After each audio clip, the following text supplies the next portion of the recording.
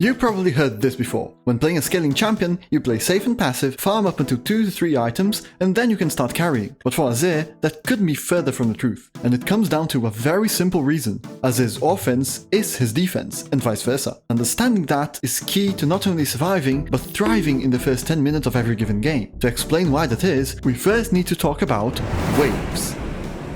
Whether you realize it or not, wave control is a very big part of League, especially in the mid lane, where having it will indirectly affect your entire team. Well, guess what? There's a reason why Azir is often classified as a control mage. You aren't trying to scrape by and survive the early game, your job is to take control of it, and your kit gives you the agency to do so. Here's how it goes. On the first few minutes of the game, a ranged champion has advantage over the wave compared to a melee champion, since they don't need to put themselves at risk to hit the wave. And then we have to consider that Azir's auto range with his soldiers is 700, putting him ahead of every other mage in the game. When abilities get factored into the mix, every champion has either one ability or a combo that will be the main wave clearing tool. In Azir's case, his W has a very short cooldown, good range, decent area coverage, and low mana cost, making it an amazing shoving tool. Level 2, you can pressure the enemy mid with your auto Q auto poke, while still being able to control the wave perfectly well due to your soldier still being up after the combo, or you could just summon another one right after. Most champions don't have that luxury. Think about when you're playing against a Xerath or a Lux. If you stand to the side of your minion wave, they have to choose, damage you or damage the wave. They can't do both at once. Azir can, for the most part. The same applies to assassins like Echo, Talon or Zed, who have one key ability to clear the wave, and using it means that the threat onto you is nullified for a few seconds. If you can take advantage of that, then you can constantly pressure the enemy mid with both your poke and your wave clearing power. The more you can pressure the enemy, the less the enemy mid can pressure you in return. Thus, your offense is your defense. Through this pressure, you'll inevitably attract the enemy jungler, who'll seek out to kill you for the fact that you'll be forcing the enemy laner to farm under turret for the most part. But after level 3, ganks aren't nearly as lethal for Azir. Getting ganked? No, you're not. The WQ dash covers most of the distance you need to run, and even though it has a very heavy mana cost, you have now wasted the enemy jungler's time.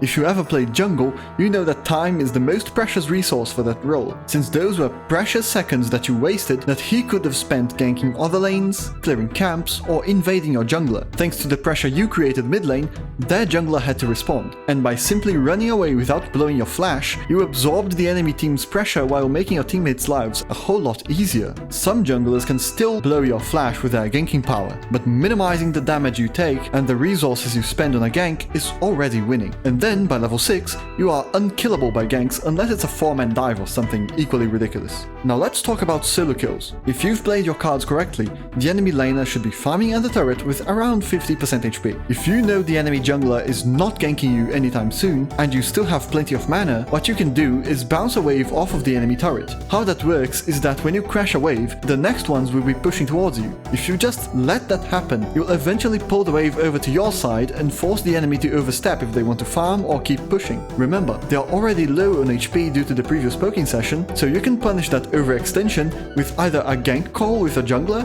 or you could attempt to all-in with Ignite. If you do get the kill, great, but even if you don't, you most likely won't die, since you already have a massive health advantage and you know the enemy jungler isn't around. You'll at least force the enemy mid to take a horrible reset, and then you can either crash the wave to make them lose CS, or you could just set up a freeze on your side for when you come back if the wave is favorable. Those small wins, even if they don't net you a kill, they'll at least get you a 15 to 20 CS advantage, which translates to roughly the same amount of gold. Not to mention the experience lead you'll be getting, which is also extremely valuable. Aside from that, there are intangible benefits of playing like this. Your bot lane isn't going to get camped by everyone, because you're preventing the enemy mid from roaming, and you're attracting the enemy jungler's attention, so no more feeding bot lanes. Can you believe it? By creating that much pressure mid, you also set yourself up for opportunities with your jungler, either by invading the enemy jungle, guaranteeing a numbers advantage for dragon or herald fights, or helping with ganks or dives in other lanes. And with that juicy ultimate, who doesn't want to get an Azir gank on their lane?